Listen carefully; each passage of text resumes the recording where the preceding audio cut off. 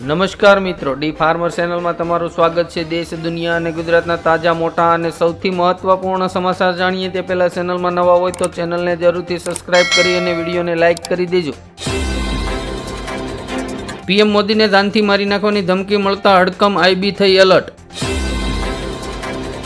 મધ્ય પૂર્વમાં મહાયુદ્ધના એંધાણ વિશ્વભરની એરલાઇન્સે એશિયાઈ દેશો માટે સેવાઓ બંધ કરી।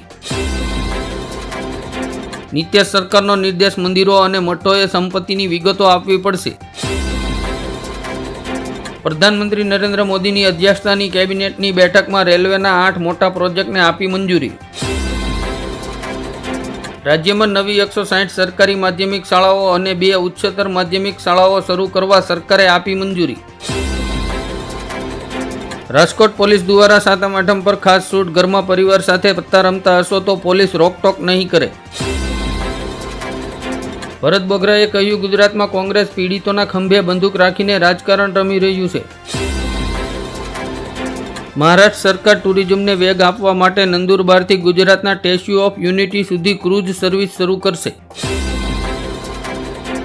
રાજસ્થાનમાં આજથી દૂધ થયું મોંઘું, તમામ બ્રાન્ડના દૂધ પર પ્રતિ લીટરે 2 રૂપિયાનો વધારો। મોદી સરકારે પ્રધાનમંત્રી આવાસ યોજના હેઠળ 3 કરોડ નવા મકાનો બનાવવાની આપી મંજૂરી। સૌરાષ્ટ્રભરમાં નાના મોટા શહેરો અને ગામોમાં ભરાતા સાતમ આઠમના ઐતિહાસિક લોકમેળાઓ પર સરકારી તંત્રના પાપે પ્રતિબંધ। બાંગ્લાદેશની જેલમાંથી ભાગેલા 1200 કેદીઓ હવે ભારતમાં ઘૂસવાના ફિરાકમાં।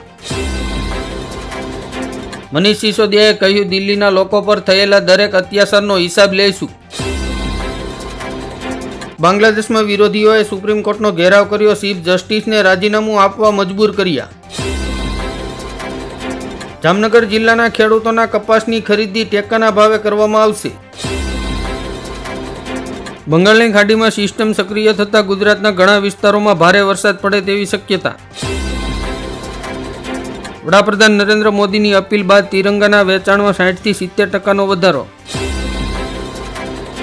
નકલી દસ્તાવેજ આપીને લેવાયેલા 70 લાખ મોબાઈલ નંબર કેન્દ્ર સરકારે કર્યા બંધ। મોહન યાદવ સરકારે રક્ષાબંધન પહેલા વહાલી બહેનોને 1500 રૂપિયાની ભેટ આપવાની જાહેરાત કરી। કોંગ્રેસના 99 સાંસદો પર આફત ગેરંટી કાર્ડ યોજના મામલે અલ્હાબાદ હાઈકોર્ટમાં દાખલ કરાઈ અરજી। ગુજરાતમાં નવું રાજકારણ શરૂ, કોંગ્રેસની ન્યાયયાત્રાને નીતિન પટેલે આડે હાથે લીધી। ગોવાના મંત્રી ગોવિંદ શિંદેએ કહ્યું, ભારતમાં લોકશાહી બસાવવી હોય તો દરેક હિન્દુ કપલે 2 બાળકો તો કરવા જોઈએ। સુપ્રીમ કોર્ટે આપ નેતા મનીષ સિસોદિયાને આપ્યા જામીન, 17 મહિના જેલમાં વિતાવ્યા બાદ થયો છુટકારો। બાંગ્લાદેશના વડાપ્રધાન ભારત આવ્યા, કંગના રાણાવતે કહ્યું, હવે ખબર પડી કે રામ રાજ્ય કેમ છે જરૂરી। પંડિત પરિવારોને ન્યાય આપવાની માંગણી સાથે મોરબીથી કોંગ્રેસની યાત્રાનો પ્રારંભ। રશિયા સાથે યુદ્ધનો અંત લાવવા પીએમ મોદી શાંતિદૂતના રોલમાં 23મીએ જશે યુક્રેન। સુપ્રીમ કોર્ટે આપ્યો આદેશ, મથુરા કૃષ્ણ જન્મભૂમિ કેસમાં સર્વે પર પ્રતિબંધ ચાલુ રહેશે। જમ્મુ કાશ્મીરને રાજ્યનો દરજ્જો આપવાની જાહેરાત ઓક્ટોબર પહેલા થવાની શક્યતા।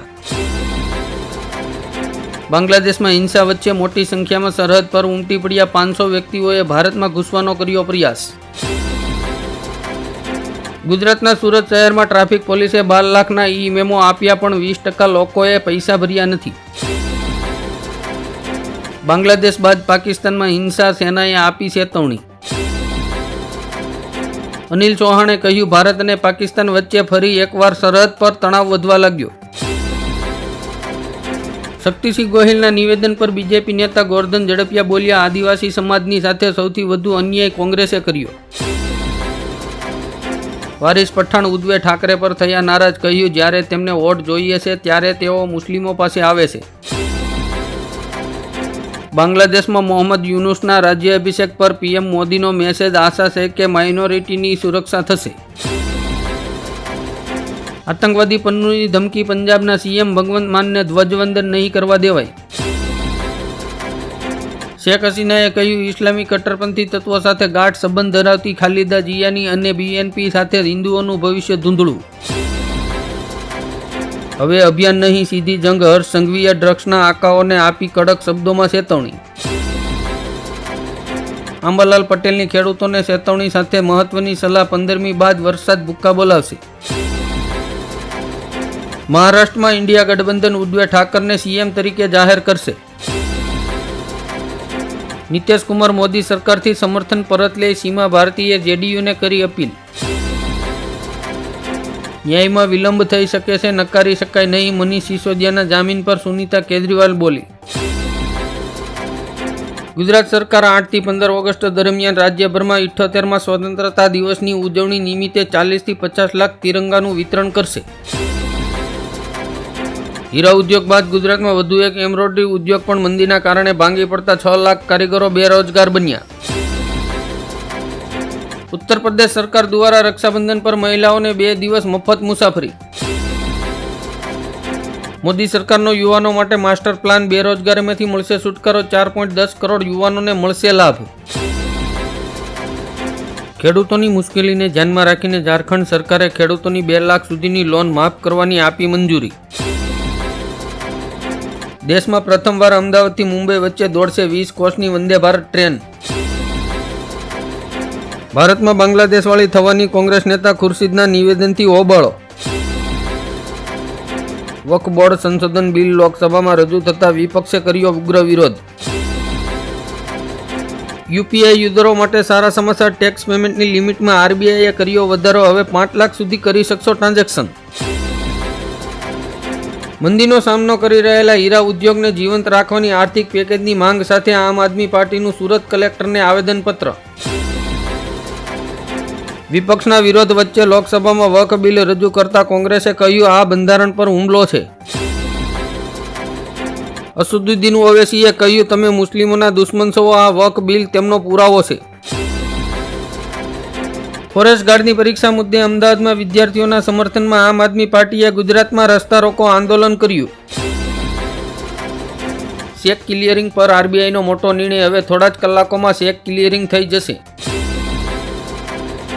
સીએમ હેમંત શર્મા બાંગ્લાદેશને લઈને ચિંતિત, આસામ અને બંગાળમાં પણ થઈ શકે છે ઉથલપાથલ. અવિમુક્તેશ્વરાનંદ સ્વામી જ્ઞાનીબેનથી ખુશ, કહ્યું તેઓ કોંગ્રેસના એમપી હતા, હવે 100 કરોડ સનાતન ધર્મીઓના પણ નેતા બની ગયા. બાંગ્લાદેશમાં બળવો અને અશાંતિ વચ્ચે મમતા બેનર્જીએ તમામ સમુદાયના લોકોને શાંત રહેવાની કરી અપીલ. સરકાર ગાય રાખનારા દરેક ખેડૂતોને દર મહિને તેમની ગાય માટે 900 રૂપિયાની નાણાકીય સહાય આપશે. સરકારે ખેડૂતો માટે કિસાન ક્રેડિટ કાર્ડ અને સંલગ્ન પ્રવૃત્તિઓ માટે 3 લાખ સુધીની લોન સહાયત ચાલુ રાખવા માટે આપી મંજૂરી.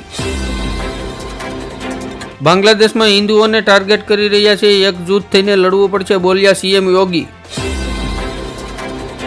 હવામાન વિભાગ દ્વારા આગામી 24 થી 48 કલાકમાં રાજ્યમાં ભારે વરસાદની આગાહી. ગેનીબેન ઠાકોરે પશુઓની ખરીદી અને વીમા પર લાગતો જીએસટી હટાવવાની કરી માંગ. સુરતમાં સુમુલ ડેરીના પાઉચમાં થતા ડુપ્લિકેટ ઘીના વેચાણનો પર્દાફાશ. બાંગ્લાદેશની જેલમાં બંધ પૂર્વ વડાપ્રધાન ખાલિદ જિયાને તાત્કાલિક મુક્ત કરવાનો આદેશ. વિધવા પેન્શન માટે પુનઃલગ્નનું પ્રમાણપત્રની જરૂર નહીં, ગંગા સ્વરૂપા બહેનોના હિતમાં સરકારનો નિર્ણય. કોંગ્રેસની ન્યાયયાત્રા સામે ભાજપનું શક્તિ પ્રદર્શન, 10મી ઓગસ્ટે તિરંગા યાત્રાનો રાજકોટથી પ્રારંભ. સીએમ ધામીની મોટી જાહેરાત, કેદારનાથ માટે હેલિકોપ્ટરના ભાડામાં કરાયો 25% ઘટાડો. ટુ વ્હીલર માટે ગુજરાત હાઈકોર્ટનો મહત્વનો આદેશ, બાઇક ચલાવનારની સાથે હવે બાઇક પાછળ બેસનારાઓને પણ હેલ્મેટ પહેરવું પડશે. સરકારી કર્મચારીઓ માટે મોટો આંચકો, સરકાર 18 મહિનાનું ડીએનું બાકી નહીં ચૂકવે.